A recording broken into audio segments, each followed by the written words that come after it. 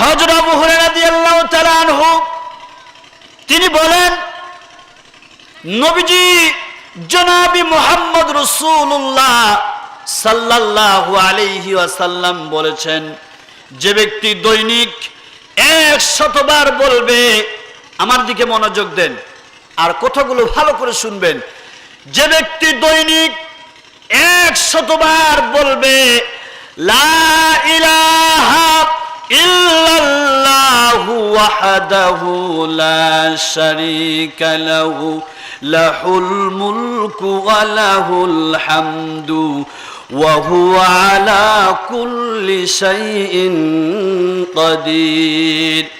নবীজি বলেছেন, কোন ব্যক্তি যদি দৈনিক 100 বার পাঠ করে, তাহলে 10 জন দাস যদি কোনো ব্যক্তি মুক্ত করে, আল্লাহ রাব্বুল আলামিন ওই গোলামের আমলনামায় সেই পরিমাণ লিপিবদ্ধ করে দিবে, যে ব্যক্তি এই লা ইলাহা ইল্লাল্লাহ ওয়াহদাহু লা শারীকা লাহু লাহুল মুলকু ওয়া লাহুল হামদু ওয়া হুয়া আলা কুল্লি শাইইন কাদির 100 বার যদি পাঠ করে, তাহলে 10 জন গোলাম মুক্ত করলে যে সমপরিমাণ সওয়াব আল্লাহ রাব্বুল আলামিন দেবেন, এই আমলটা করলে সেই পরিমাণ তার আমলনামায় লিপিবদ্ধ করা হবে। নেকি বলি সুবহানাল্লাহ।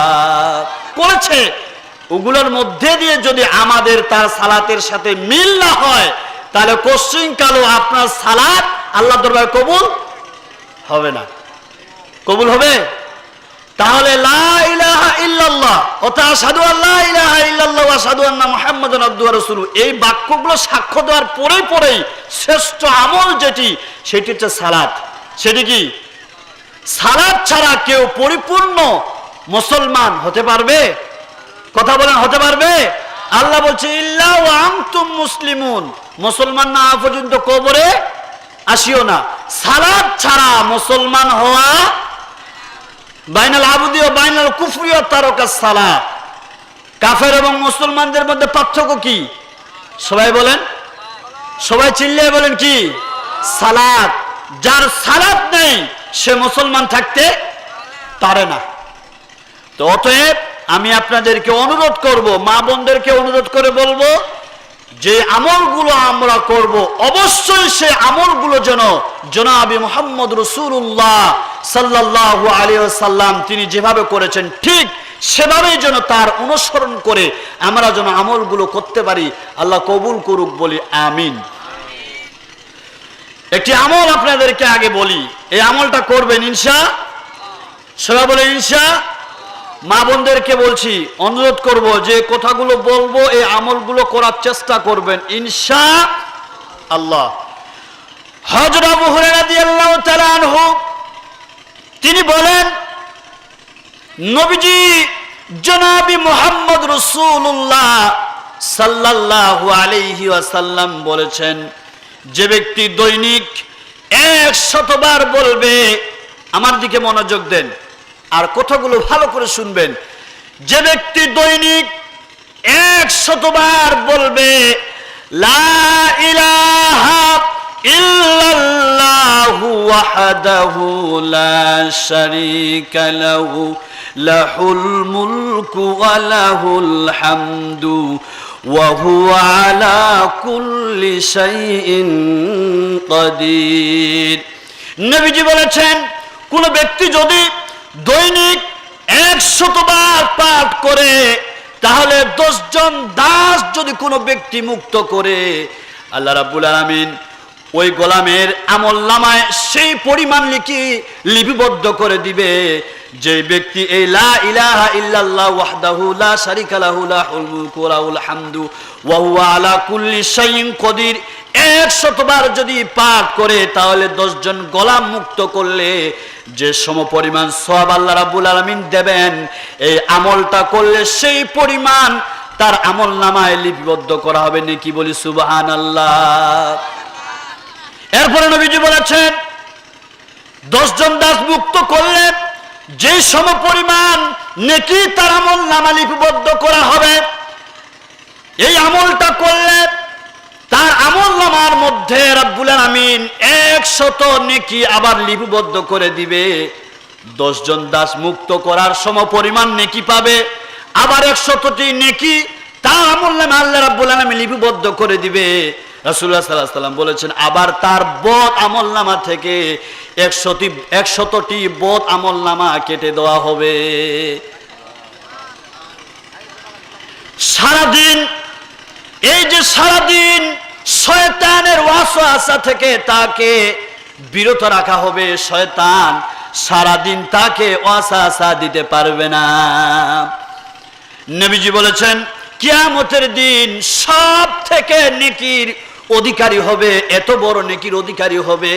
কিয়ামতের দিন যদি কোনো ব্যক্তি এই আমলটা করে তাহলে কিয়ামতের দিন সব থেকে নেকির বেশি অধিকারী হবে। বলি আলহামদুলিল্লাহ। প্রথম নাম্বার হলো 10 জন দাস মুক্ত করলে যে সম পরিমাণ নেকি হবে, এই আমলটা করলে তা সমান নেকি হবে। দ্বিতীয় নাম্বার হলো 100টি নেকি তার আমলনামা লিপিবদ্ধ করে দেওয়া হবে। 3 নাম্বার হলো তার বদ আমলনামা থেকে 100টি বদ আমলনামা কেটে দেওয়া হবে। 4 নাম্বার হলো গোটা দিন তাকে শয়তানের ওয়াসওয়াসা থেকে রক্ষা করা হবে, হেফাজত করা হবে। 5 নাম্বার হলো কিয়ামতের দিন, কঠিন মুসিবতের দিন সে সব থেকে বড় নেকির অধিকারী হবে। বলি আলহামদুলিল্লাহ। কিয়ামতের দিন সব থেকে বড় নেকির অধিকারী হবে। সেদিন ফামাতান ফাহুম শাফাআতুস শাফিন, সুপারিশকারীদের সুপারিশ সেদিন কোনো কাজে আসবে না, কোনো কাজে আসবে না। কেউ যে কিয়ামতের দিন সুপারিশ করবে তার সুপারিশ কোনো কাজে আসবে না। অতএব সেটি এমন একটি দিন হবে, আল্লাহ রাব্বুল আলামিন বলছেন ওয়া উম্মিহি ওয়া আবি, মা সন্তান থেকে পালিয়ে যাবে সেই দিন, কিয়ামতের দিন। সেদিন মা সন্তান থেকে পালিয়ে যাবে, এমন একটি কঠিন ভয়ানক জায়গা হবে। আর সেদিন আপনি সব থেকে নেকির অধিকারী হবেন। সেজন্য এই আমলটা করার দরকার আছে কিনা? কথা বলেন আছে কিনা? বাপ শোনেন, ভাই আমার যুবক ভাইয়েরা শোনো, পর্দার ভিতরে যেই সমস্ত মা বোন আছে অনুরোধ করে বলবো, যুবতী যারা আছে, বয়স্ক যারা আছে, সবাইকে অনুরোধ করে বলছি, আর কতদিন, আর কতকাল, এই তো জিন্দেগি শেষের পথে। আসুন আমাদের আমলগুলো একটু গুটিয়ে নেই। ইনশা আজই একজনকার জানাজা পড়াই, জীবনের মতো চিরতরে বিদেয় হয়ে গেল, আর কোনোদিন ফিরে এরকম প্রতিদিন হাজার হাজার লক্ষ লক্ষ মানুষকে দাফন করা হচ্ছে, ঠিক কিনা বলুন তো? আজ পর্যন্ত কেউ ফিরে এসেছে? ফায়সালা হবে আমলের উপরে। কিসের উপরে? ফায়সালা হবে আমলের উপরে। প্রমাণ করে আল্লাহ রাব্বুল আলামিন বান্দাকে জান্নাত দিবে, আবার প্রমাণ করে আল্লাহ রাব্বুল আলামিন জাহান্নামে দিবে। কাউকে অন্যায় করে জাহান্নামে চাপিয়ে দিবে না, দিবে? যদি আমল সুন্দর হয় আল্লাহ রাব্বুল আলামিন তাকে জান্নাত দিয়ে দিবে। আর আমল যদি বদ হয় তাহলে আপনি যা কামাই করেছেন আপনার 2 হাত দিয়ে, এই আপনার কামে যেটা করেছেন এর প্রতিফল আপনি জাহান্নাম নচেত জান্নাত। এজন্য 1 নাম্বার একটা আমল বললাম, কি বলবেন বলেন দেখি? কি দোয়াটা বললাম? লা ইলাহা ইল্লাল্লাহু ওয়াহদাহু লা শারীকা লাহু লাহুল মুলকু ওয়া লাহুল হামদু ওয়া হুয়া আলা কুল্লি শাইইন কদির। দৈনিক কতবার? 100 বার। কয়শো বার? 100 বার দৈনিক এই আমলটা করবেন। আর যদি মনে না থাকে, কারো কাছে যদি কাগজ কলম থাকে তো লিখে নেন, জীবনে কাজে দিবে ইনশাআল্লাহ। আমি আপনাদের উপকার করতে এসেছি, অপকার নয়। কি করতে এসেছি? উপকার করতে এসেছি, ক্ষতি করতে আসিনি। অতএব আমি যে কথাগুলো বলবো পারলে লিপিবদ্ধ করে লেখেন, লিখে রাখেন, ইনশাআল্লাহ আপনার জীবনে কাজে লাগবে।